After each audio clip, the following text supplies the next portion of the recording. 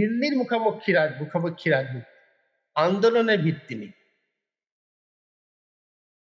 পশ্চিমবঙ্গের রাজনৈতিক গত 50 বছরের রাজনীতির ইতিহাস যদি আমরা দেখি, 50 কেন 60 বছর, কয়েক দশক থেকে স্বাধীনতার পর সব রাজ্যেই প্রায় বাই ডিফল্ট কংগ্রেস ক্ষমতায় এসেছে।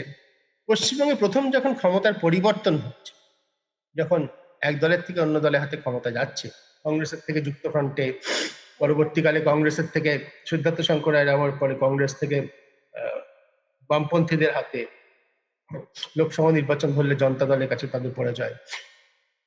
প্রত্যেক ক্ষেত্রেই কিন্তু আমরা দেখেছি যারা ভোটে জিতেছেন তারা কিন্তু একটা রাজনৈতিক আন্দোলনের পরম্পরার উপর ভিত্তি করে এসেছে।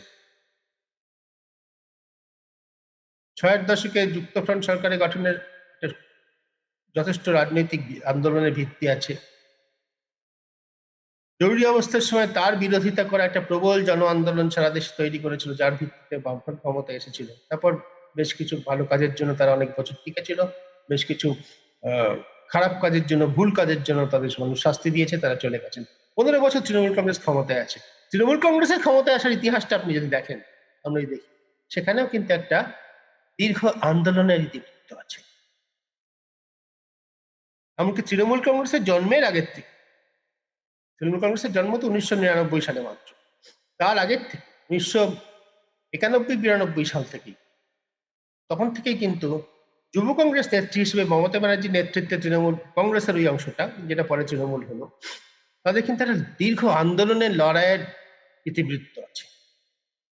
এখন তার মধ্যে অনেক ঠিক ভুল, ধর্মঘট, ভাঙচুর, অ্যাসেম্বলিতে এসে ভাঙচুর করার অনেক কিছুই আছে যা একজন পর্যবেক্ষক হিসেবে, একজন নাগরিক হিসেবে আপনি সমর্থন করতে পারেন না, আমিও সমর্থন করি না। কিন্তু বামফ্রন্ট যা কিছু করেছে, যদি কোথাও একটা কোনো ভুল করে থাকে, একটা কোনো পীড়নের ঘটনা ঘটে থাকে, একটা কোথাও পুলিশের গুলিচালনার ঘটনা ঘটে থাকে, একটা কোনো সাধারণ মানুষের উপর নিপীড়নের ঘটনা ঘটে থাকে, এমনকি নাও ঘটে থাকে, তার অভিযোগ উঠে থাকে, তাহলেও যেভাবে মমতা ব্যানার্জি গিয়ে ঝাঁপিয়ে পড়ে মানুষকে সঙ্গে নিয়ে রাস্তায় বসে পড়েছেন, আক্ষরিক অর্থেই রাস্তায় বসে পড়েছিলেন, সিঙ্গুরে বারবার বসে পড়েছেন, সেই প্রতিতুলনা কি বিজেপিতে আমরা পাচ্ছি? আমরা, হ্যাঁ, আজকে অভয়ের মা তিনি বিজেপি প্রার্থী হয়েছেন পানিহাটিতে। অভয়ার আর্জি করে ভয়াবহ নারকীয় ঘটনা, একজন কর্তব্যরত মহিলা ডাক্তার তাকে ধর্ষণ করে খুন করার যে ঘটনা, নিন্দা করার কোনো ভাষা নেই। তাতে বাংলার সমাজ যেভাবে প্রতিবাদ করেছে, তাতে বাংলার সমাজকে 100 বার কুর্নিশ করতে হয়। কিন্তু ওই ঘটনাটা উপলক্ষ করে যে আন্দোলন গড়ে উঠেছিল, সেটাকে আমরা দেখেছি বিজেপি এনক্যাশ করার চেষ্টা করেছে। সেটাকে উপলক্ষ করে যখন নবান্ন অভিযান ইত্যাদি হয়েছে, বিজেপি সাধু সন্ন্যাসী পোশাক পরা মানুষজন জোগাড় করেছেন। ঠিক তেমনই যখন শিক্ষাক্ষেত্রে যে ভয়ঙ্কর দুর্নীতি পশ্চিমবঙ্গে হয়েছে গত 5 বছর ধরে, তা নিয়ে যখন আন্দোলন হয়েছে, তখন তার মধ্যে বিজেপি ঢোকার চেষ্টা করেছে। কিন্তু এগুলো সবই তো রিয়াকশন, এইসব রিয়াক্টিভ পলিটিক্স। একটা কিছু ঘটনা ঘটেছে, তার প্রতিক্রিয়ারা বিজেপি রাস্তায় নেমেছে, ঠিক যেমন বামপন্থীরা নেমেছেন, ঠিক যেমন এসইউসিআই নেমেছে, সিপিআই-এমএল নেমেছে, এমনকি কোনো রাজনীতি না করা সাধারণ মানুষ নেমেছে, অভয়ের ক্ষেত্রে যেরকম। তার বাইরে যে আন্দোলন বিজেপি শুরু করেছে, যে আন্দোলন বিজেপি তাদের দলীয় পতাকা নিয়ে শুরু করেছে, তারপরে তার সঙ্গে এসে বহু মানুষ যোগ দিয়েছে, যেমন সিঙ্গুরে হয়েছিল। আবারও বলছি, ঠিক ভুলে আমি যাচ্ছি না, আমি রাজনৈতিক প্রকরণের কথা বলছি। সেরকম নজির কোথায়? অনুপ্রবেশকারী বিজেপির যে লব্জ বলা যেতে পারে, খুব বহু ব্যবহৃত কথা, ঘুসপেটিয়া, যদি বাংলায় কথাটা শুনতে মোটেই ভালো নয় এবং চলেও না, জানি না কেন এই সমস্ত শব্দ বিজেপি নেতারা ব্যবহার করেন, কারিয়াকার্তা ইত্যাদি, নেতা না বলে। যাই হোক, তারা করেন আর কি। এটা আবার ঘুরে ফিরে সে সংস্কৃতির কথা আসে এখান থেকে, যে এটা বাংলা সংস্কৃতির সঙ্গে সঙ্গতিপূর্ণ কিনা সেটা হয়তো তারা ভেবে দেখেন না। কিন্তু এই অনুপ্রবেশকারী কথা যে বলা হয়, সেটাই বা তার তার তার জন আন্দোলন কোথায়? বিজেপির পতাকা নিয়ে একটা স্লোগান দেওয়া হয়েছে, তার পিছনে বিজেপি করেন না এমন মানুষ এসে যোগ দিয়েছেন। এটা তৃণমূল কংগ্রেসের নেতৃত্বে মমতা ব্যানার্জি যখন বিরোধী নেতৃত্বে তিনি আন্দোলন করেছেন, বারবার হয়েছে। পতাকা তৃণমূল কংগ্রেস আন্দোলন শুরু করেছে, পরে মানুষ এসে যোগ দিয়েছে, এমনকি পতাকা ছাড়াও। তার নজির তো পশ্চিমবঙ্গে আমরা বিশেষ দেখতে পাই। ঘটনা ঘটেছে, তার প্রতিক্রিয়া বিজেপি রাস্তায় নেমেছে। ক্ষমতা দখল করতে হবে, অবশ্যই রাজনৈতিক দলের লক্ষ্য ক্ষমতা দখল করা, ওটাকে আমি সম্পূর্ণ বৈধ লক্ষ্য বলে মনে করি। রাজনীতি করাই তো ক্ষমতা দখলের জন্য। ক্ষমতা দখল করে আমরা আমাদের মতো করে চালাবো, এটাই তো রাজনীতির একেবারে মোদ্দা কথা, গোড়ার কথা। এর মধ্যে অবৈধ কিছু নেই, অন্যায় কিছু নেই। কিন্তু ক্ষমতা দখলের জন্য গণ আন্দোলনের একটা ভিত তৈরি করা, বিজেপি কিন্তু সেটা করতে সফল হয়। সেই জন্যই বলছি, আবার আমি যে প্রশ্নগুলো আজকে আলোচনা করলাম, যে বিষয়গুলো, সেগুলো একবার আপনাদের সামনে রেখে আজকে অনুষ্ঠান শেষ করব। বাঙালি না খাঁটি হিন্দু, এই প্রশ্নে বিজেপি ধর্ম সংকটে। বাঙালিয়ানা যে একটা প্রায় ধর্ম, যার মধ্যে রবীন্দ্রনাথ খুব বড় আকারে আছেন, যে রবীন্দ্রনাথ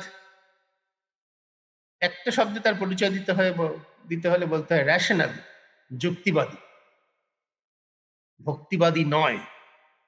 সেই রবীন্দ্রনাথ তার মজ্জায় মজ্জায় মিশে আছে। বিদ্যাসাগরের অবদান, বিদ্যাসাগরের মূর্তির মাথাটা কে ভেঙেছিল আগের নির্বাচনের সময় আমরা জানি না, কিন্তু সেটাকে যথেষ্ট রাজনৈতিক একটা আখ্যানে পরিণত করে বিজেপির বিরুদ্ধে কাজে লাগাতে পেরেছিল তৃণমূল কংগ্রেস, কোনো সংশয় নেই। স্বামী বিবেকানন্দ, যিনি বাঙালিদের মধ্যে হিন্দু ধর্মের সংস্কার করতে একটা মিশন প্রতিষ্ঠা করলেন, খ্রিস্টান মিশনের ঢঙে, যেখানে 12 জন সন্ন্যাসী একসঙ্গে বসে সিদ্ধান্ত নিচ্ছেন, একজন গুরুর কথায় সকলে চলছেন, তা নয়। যে মিশনে সন্ন্যাসীরা তারা ভোটার পর্যন্ত, তাদের খাদ্যাভ্যাস, তাদের ভাষা, তাদের সমাজের সঙ্গে জড়িয়ে থাকা একেবারে সংসারত্যাগী সন্ন্যাসীর মতো নয়, বরঞ্চ সমাজ গঠনের সন্ন্যাসী তারা। এই যে ধর্মের ভাবনা, এটা বিজেপি এখনো রপ্ত করতে পারেনি। তাহলে ভোটের প্রশ্নে পরপর কি পয়েন্টগুলো আসছে? এক, বিজেপির বড় ভরসা নির্বাচন কমিশন না এসআই, এরা বিজেপির পক্ষে আছে। এর দুটো দিক আছে, বারবার বলেছি।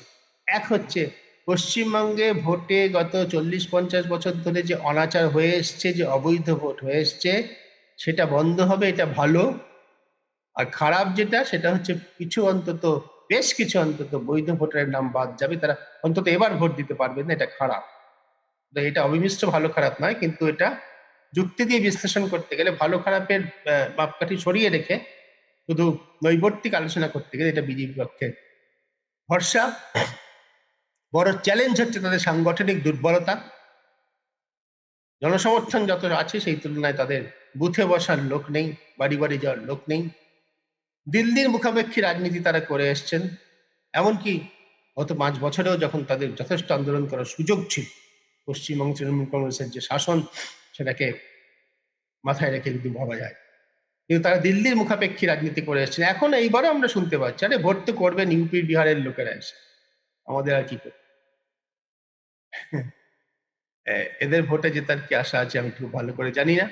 বিজেপির সুবিধার একটা পরবর্তী পয়েন্ট কি, ধর্মীয় বিভাজন গত 5 বছরে কিন্তু সমাজের দৃঢ়তর, আরো এক কাটটা আরো এক বিয়ে হয়ে গেছে। মুসলিম সমাজের তো বিজেপি ভোট দেওয়ার প্রশ্নই ছিল না। হিন্দু সমাজের একটা অংশ কিন্তু অতিরিক্ত একটা অংশ বিজেপির দিকে ঝুঁকছে। সেই অংশটা কি মোট ভোটের 10%? এটা হচ্ছে কোয়ান্টিটেটিভ কোয়েশ্চেন, যে প্রশ্নের উত্তরের উপর নির্ভর করছে বিজেপি এবারে ভোটে ক্ষমতায় আসতে পারবে কিনা। আর শেষ যে কথাটা, মূল কথাটা আবার বলছি ঘুরে ফিরে, বিজেপির দুর্বলতা বাঙালিয়ানা ধর্মটিকে এখনো রপ্ত করতে না পারা। এই ধর্মটিকে যতক্ষণ না রপ্ত করা যাচ্ছে, ততক্ষণ বিজেপি বাঙালি পার্টি হয়ে উঠতে পারছে। যতক্ষণ না বাঙালি পার্টি হয়ে উঠতে পারছে, ততক্ষণ বাংলায় ভোটে জেতা তাদের কিন্তু